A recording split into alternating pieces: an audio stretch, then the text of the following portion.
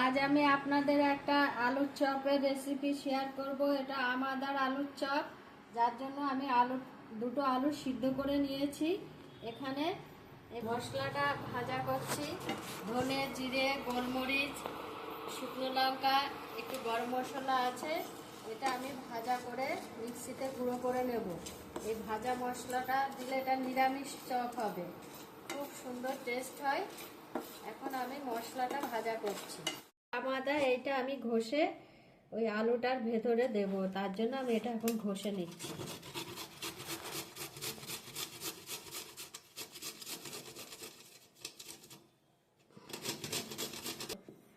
এটা আদা ঘষে নিলাম।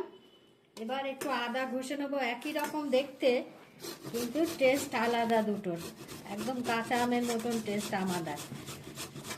এখানে আমি আদাও খানিকটা ঘষে নিলাম। এবার কটা কাঁচা লঙ্কা কুচিয়ে নেব। এখানে আমি আর একটু লঙ্কা কুচিয়ে নিয়েছি, আর এই আলু সিদ্ধগুলো নিয়েছি, আর এই ভাজা মশলাটা যেটা বললাম, সেই ভাজা মশলা এর ভেতরে 2 চামচ দেব। দিয়ে এই আলুটা ভালো করে চটকে নেব। পরিমাণ মতো নুন দিয়ে দিলাম, একটু চিনি দিয়ে দিচ্ছি। এবার আলুটা দিয়ে এই আদা ঘষা, আদা, কাঁচা লঙ্কা সব দিয়ে ভালো করে মেখে নেব। আমার আলুটা মাখা হয়ে গেছে। এবার আলুটা আমি একটু, তাহলে চপের ভালো আসবে।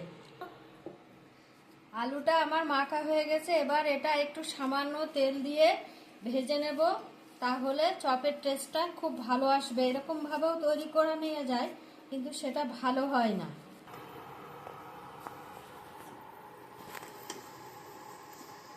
আমি আলুটা তেলে দিয়ে দিচ্ছি। বেশিক্ষণ, অল্প টাইম একটু ভেজে নেব, যাতে আদা ওদের কাঁচা গন্ধটা না থাকে।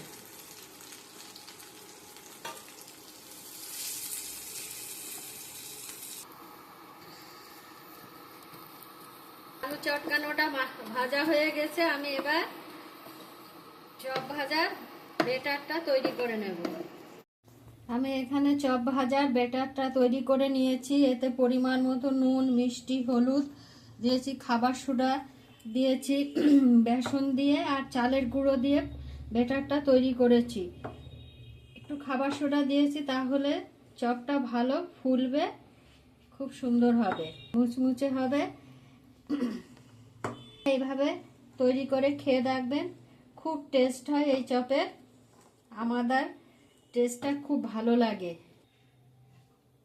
এই যে আমি চপের আলুর ইয়েটা তৈরি করে নিয়েছি, চপ ভাজা। এটা বেসনের ব্যাটারের ভেতরে ডুবিয়ে তেলে দেব, দিলেই চপ তৈরি হয়ে।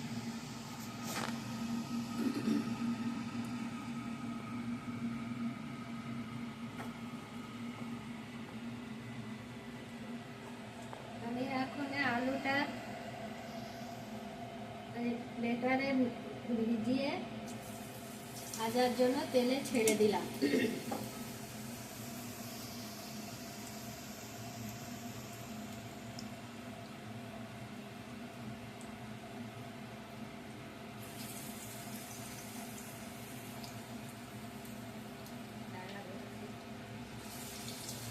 এইভাবে আপনারা আলুর চপ তৈরি করে দেখবেন, খুব সুন্দর হয় খেতে। আমার আলুর চপ তৈরি রেসিপিটা আপনাদের যদি ভালো লাগে, তাহলে একবার শেয়ার করে দেবেন এবং লাইক করে দেবেন, তাহলে আমি খুব খুশি হব।